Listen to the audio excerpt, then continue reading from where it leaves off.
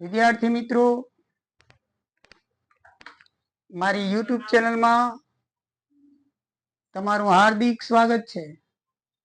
આજે આપણે ધોરણ 11 ની અંદર નવું પ્રકરણ શરૂ કરવા જઈ રહ્યા છીએ. પ્રકરણ નંબર 7. પ્રકરણ નંબર 6 મિત્રો પેટા નોંધ હતી તે પૂરું થાય છે. તો પેટા નોંધની અંદર આપણે ખરીદ નોંધ, વેચાણ નોંધ, ખરીદ પરત નોંધ, વેચાણ પરત નોંધ કરી. બીજી ઘણી પેટા નોંધો છે. એમાં લેણી હુંડી, દેવી હુંડી, રોકડ મેળ, એ બધા એની વિશે એક એક પ્રકરણ છે. તો એ બધા વિશે આપણે જોવાનું છે. તો હવે એક પેટા નોંધ આવે છે રોકડ મેળ, કેશબુક એન્ડ ઇટ્સ ટાઈપ, રોકડ મેળ અને તેના પ્રકારો. એ 7મું પ્રકરણ છે મિત્રો. એક જાતની પેટા નોંધ છે, બરાબર છે. એનો અર્થ શું થાય છે? રોકડ વ્યવહારોની નોંધ રાખવા માટે તૈયાર કરવામાં આવતી પેટા નોંધને રોકડ મેળ કહેવામાં આવે છે. શું કહેવામાં આવે છે? રોકડ મેળ કહેવામાં આવે છે.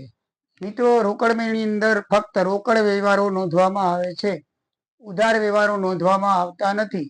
ઓનાથી ઉલટું વેચાણ નોંધ, ખરીદ નોંધ, વેચાણ પરત નોંધ કે ખરીદ પરતમાં આપણે ઉધાર વ્યવહાર નોંધતા હતા, રોકડ વ્યવહાર નોંધતા નહોતા. રોકડ વ્યવહાર આવે ત્યારે આપણે સૂચના લખતા હતા કે રોકડ વ્યવહાર છે તેની નોંધ રોકડ મેળમાં થશે.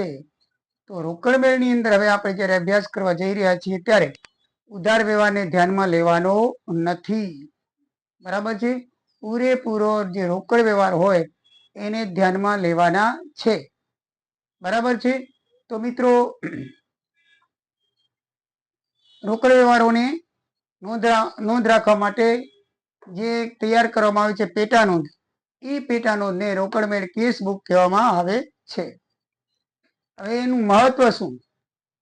ભાઈ આ બધી રોકડ મેળ કરી તો એનું મહત્વ શું છે? તો એના મહત્વ વિશે આપણે સમજીએ તો સમય અને શ્રમનો બચાવ થાય છે. શું થાય છે? સમય અને શ્રમનો બચાવ થાય છે. કારણ કે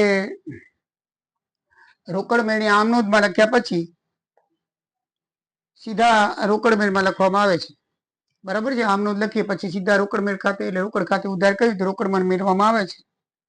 તેથી રોકડ ખાતું અલગ બનાવવું પડતું નથી. એટલે કે રોકડ મેળ એ આમ નોંધની ગરજ સારે છે, બરાબર છે. સીધો રોકડ મેળની અંદર આપણે હિસાબ કરીએ છીએ, જેથી સમય અને શ્રમનો બચાવ થાય છે. રોકડ ખાતું અલગ બનાવવું પડતું નથી. શ્રમ વિભાજનનો લાભ મળે છે, બરાબર છે. રોકડ મેળ નોંધ આમ નોંધથી અલગ રાખવામાં આવતું હોવાથી તેને તૈયાર કરવાની જવાબદારી લગભગ ચોક્કસ વ્યક્તિને સોંપાય છે. તેથી શ્રમ વિભાજનનો લાભ મળે છે.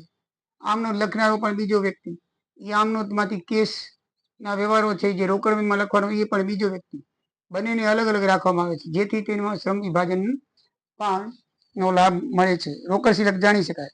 રોકડ મેળ રોજે રોજનો હોવાથી આપણે દિવસના અંતે અમુક નિશ્ચિત સમય અથવા કોઈ 7 દિવસે, કોઈ 15 દિવસે એ રીતે કરતા હોય જ્યાં ઓછા વ્યવહાર હોય, તો એ સમયના અંતે આપણે બંને બાજુનું ટોટલ માણી અને આપણી પાસે કેટલી રોકડ છે આખર બાકી આપણે જાણી શકીએ છીએ. પછી ઉચાપત જાણી શકાય છે. ત્રીજો મુદ્દો છે ઉચાપત જાણી શકાય છે, બરાબર છે. ઉચાપત જાણી શકાય છે. ચોથો મુદ્દો, તો દરેક ચોક્કસ સમયના અંતે આપણે રોકડ ખાતાની સિલક શોધતા હોવાથી વાસ્તવિક રોકડ આપણી કને કેટલી છે એની સાથે સરખાવી શકાય છે. એટલે એમાં ભૂલ કે ઉપાડ હોય અથવા તો ઉચાપત હોય તે તરત જાણી શકાય છે કે ભાઈ આટલો માલ વેચાણો તો આટલી રોકડ હોવી જોઈએ. અત્યારે તો હવે ડિજિટલ વ્યવહારો થઈ ગયેલા છે, એટલે કોમ્પ્યુટરથી ઓટોમેટિકલી હિસાબ કિતાબ થતા આવે છે. તમે માલનું વેચાણ કરો એટલે બિલે પણ કોમ્પ્યુટરમાંથી નીકળે અને કેટલી સિલક દિવસને અંતે છે સીધું કોમ્પ્યુટર બતાડી દે. એટલે અત્યારે હવે કાંઈ એવી માથાકૂટ રહી નથી, બરાબર છે. છેલ્લું છે બેંકનો ખાતાનો સમાવેશ. ધંધાની જરૂરિયાત અને વ્યવહારોના સ્વરૂપ પ્રમાણ અનુસાર જુદા જુદા રોકડ મેળ તૈયાર કરવામાં આવે છે. જો 3 ખાનાવાળો રોકડ મેળ હોય તો એમાં રોકડ, બેંક અને વટાવ એમ 3 ખાનાનો સંમેલન કરી અને બેંક ખાતાને પણ સમાવેશ કરવામાં આવે છે. એટલે બેંકનો પણ ઉપયોગ રોકડ મેળમાં થઈ શકે છે. તો આમ મિત્રો એના 5 ફાયદા છે, એનું મહત્વ છે, બરાબર છે. હવે એના પ્રકાર કેટલા? તો રોકડ મેળ 3 પ્રકારના છે. સાદો રોકડ મેળ એટલે 1 ખાનાવાળો, પછી 2 ખાનાવાળો અને 3 ખાનાવાળો. 1 ખાનાવાળો રોકડ મેળ એટલે કે એમાં ફક્ત રોકડ મેળના જ રોકડ વ્યવહારની જ નોંધ થાય, એમાં ખાલી એક રકમનું જ ખાનું હોય. હા, સાદો રોકડ મેળ 2 ખાનાવાળો અને 3 ખાનાવાળો. હવે સાદો રોકડમાં ફક્ત રોકડના જ વ્યવહાર નોંધાય, જેથી તેમાં રકમ માટે એક જ ખાનું હોય છે, એટલે 1 ખાનાવાળો કહેવાય, એ સાદો રોકડ. જ્યારે 2 ખાનાવાળામાં 3 પ્રકાર છે. 2 ખાનામાં વાળા પાસે 3 પ્રકાર: રોકડ અને વટાવનું 2 ખાનું હોય, અથવા તો રોકડ અને બેંકના 2 ખાના હોય, અથવા તો બેંક અને વટાવના 2 ખાના હોય. આ બંનેમાંથી ત્રણેયમાંથી કોઈ પણ 2 ખાના પાડવાના હોય. તો દાખલાના જે વ્યવહાર છે એના ઉપર આપણે કહી દે તમને સાદો રોકડ મેળ કે છે કે 2 ખાનાવાળો છે કે 3 ખાનાવાળો. વ્યવહાર ઉપરથી આપણે એ પ્રમાણે દાખલો ગણવાનો હોય છે. તો કોઈ પણ આમાંથી કોઈ પણ એક ખાનું હોય 2નું, તો એને 2 ખાનાવાળો કહેવાય છે. પછી ત્રીજો આવે છે 3 ખાનાવાળો. એમાં વટાવ, રોકડ અને બેંક ત્રણેય ખાના હોય. રોકડ વટાવ આપ્યો એ હોય, પછી બેંક હોય, બેંકનું ખાતું પણ હોય આપણે બેંકમાં ચાલુ હોય તો, અને પછી ત્રીજું ખાનું હોય છે વટાવ, રોકડ અને બેંક, ત્રણેય ખાના હોય છે. બરાબર છે. ત્રણેય ખાનાની અંદર વ્યવહારો કરવામાં આવે છે. એ વ્યવહારો માટે 3 ખાનાવાળો રોકડ મેળ થાય છે. બરાબર છે. અત્યારે આ ઈઝી પડે છે, આનો વપરાશ વધારે છે. રોકડ સિલકની આખર બાકી કોની કહેવાય? તો દાખલામાં શરૂઆતની જે રોકડ બાકી હોય તે રોકડ મેળની ઉધાર બાજુ હંમેશા લખાય છે. હંમેશા ઉધાર બાજુ લખાય, ધ્યાનમાં રાખવાનું. જ્યારે જમા બાજુ જાવક લખાય છે. એમાં રોકડ મેળમાં માલ મિલકત ખાતાનો નિયમ લાગુ પડે છે. આવે તો ઉધાર ને જાય તે જમા. રોકડ આવે તો ઉધાર બાજુ અને રોકડ જાય તો જમા બાજુ લખવાનું હોય છે. આ ખાસ ધ્યાનમાં રાખવું. રોકડ આવે તો કઈ બાજુ લખવાની? ઉધાર બાજુ. જાય તો કઈ બાજુ લખવાની? જમા બાજુ. બસ આ નિયમ ઉપર આધારિત રોકડ મેળ છે. આ નિયમ યાદ રાખશો એટલે તમને તરત જ ખ્યાલ આવી જશે કે કયા વ્યવહારમાં રોકડ આવી છે. આવે તો ઉધાર બાજુ લખી નાખો. ક્યારે કયા વ્યવહારમાં રોકડ જાય છે તો જમા બાજુ લખી નાખો. દાખલા તરીકે 5000 રૂપિયા આપણે જમા કરાવ્યા તો રોકડ જાય છે તો જમા બાજુ આવશે. એવી રીતે આ રીતે, અને કોઈ માલ વેચ્યો અને રોકડ આવી હોય તો આવે તો ઉધાર બાજુ લખાય છે. એ નિયમનું પાલન કરવાનું છે. આમ દિવસના અંતે તમામ વ્યવહારની નોંધ પછી ઉધાર બાજુનો સરવાળો અને જમા બાજુનો સરવાળો મારવામાં આવે છે. તો ઉધાર બાજુના સરવાળામાંથી જમા બાજુનો સરવાળો બાદ કરો ત્યારે તમને આખર શિલ્લક મળે છે કે છેલ્લે આટલા રૂપિયા આપણી કને છે. મિત્રો, આમાં હંમેશા ઉધાર બાજુનો સરવાળો વધારે આવશે, ત્યારે પણ જમા બાજુનો હશે નહીં. કારણ કે રોકડ શિલ્લક આખરની બાકી રોકડ વ્યવહાર છે એટલે હંમેશા માઇનસમાં નહીં હોય. બરાબર છે. ઉધાર બાજુ આવકનો સરવાળો વધારે હશે અને જાવક ઓછી હશે. બરાબર છે. તો તમારે ધ્યાનમાં રાખવાનું કે ઉધાર બાજુના સરવાળામાંથી જમા બાજુનો સરવાળો બાદ કરો તો શું મળે છે? આખર શિલ્લક મળે છે. એટલે એને આખર શિલ્લક કહેવામાં આવે છે. કેવી રીતે આખર શિલ્લક મળે? દાખલાની એન્ટ્રીઓ પૂરા થયા પછી ઉધાર બાજુનો સરવાળો બાદ કરો, એમાંથી જમા બાજુનો સરવાળો બાદ કરો. ઉધાર બાજુના સરવાળામાંથી જે આવે તે આખર બાકી કહેવાય છે. Bank overdraft, bank overdue, BOD. Overdue એટલે આપણા કેપેસિટી કરતાં વધારે લઈએ તે પૈસા, એને બેંક ઓવરડ્રાફ્ટ કહેવાય. જ્યારે બેંકમાં વેપારી પોતાની શિલ્લક કરતાં વધારાની રકમ બેંકમાંથી ઉપાડે, કેશ ક્રેડિટ. અત્યારે આપણે એની ક્રેડિટ કાર્ડ કહીએ છીએ. પહેલા એવું નહોતું. અત્યારે આપણે જેની પાસે ક્રેડિટ કાર્ડ હોય એ બેંકમાં સિલેક્ટ ન હોય તોય પણ વ્યવહાર કરી શકે છે.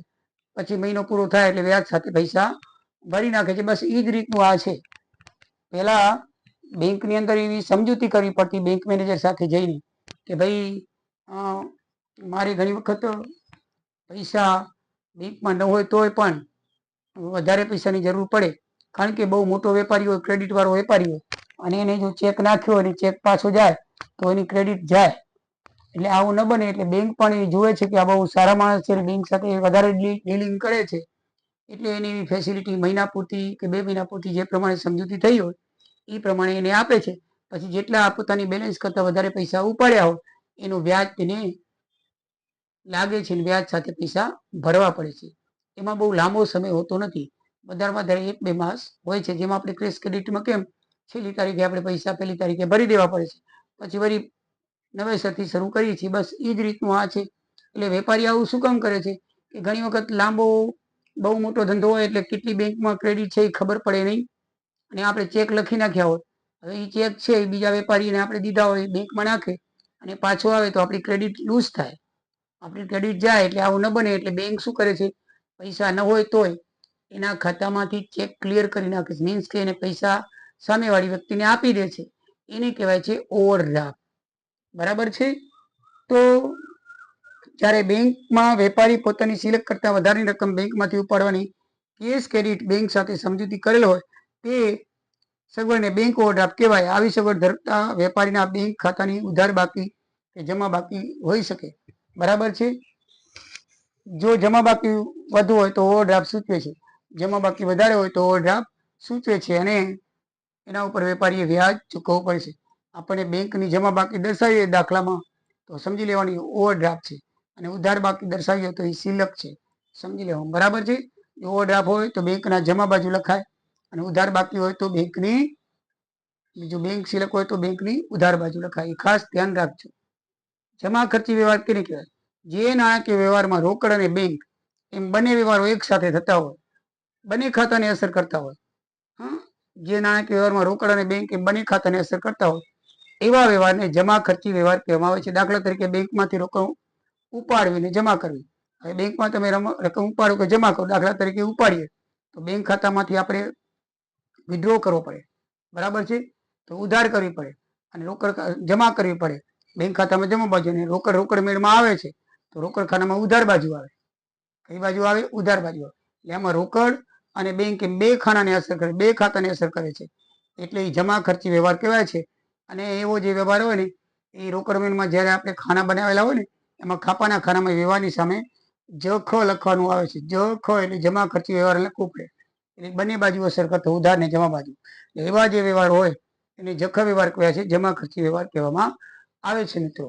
અને રોકડ મેળમાં એ કઈ બાજુ લખાય છે? બંને બાજુ જ ખ કરી લખાય છે.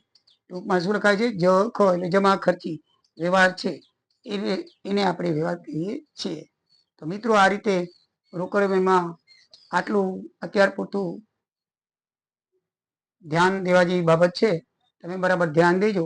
નેક્સ્ટ વિડીયોની અંદર આપણે રોકડ મેળના દાખલા શરૂ કરશું. કઈ રીતે દાખલા ગણાની એન્ટ્રી કેવી રીતે થાય છે એ તમે બરાબર સમજી લીધું. રોકડ મેળ એકદમ ઇઝી અને સરળ દાખલાઓ છે. સમજી લેશો તો કોઈ વાંધો આવશે નહીં, તમારા પૂરેપૂરા માર્ક્સ મળી રહેશે. તો નેક્સ્ટ વિડીયોમાં મિત્રો જરૂરથી જોજો. જય સિયારામ, જય દ્વારિકાધીશ.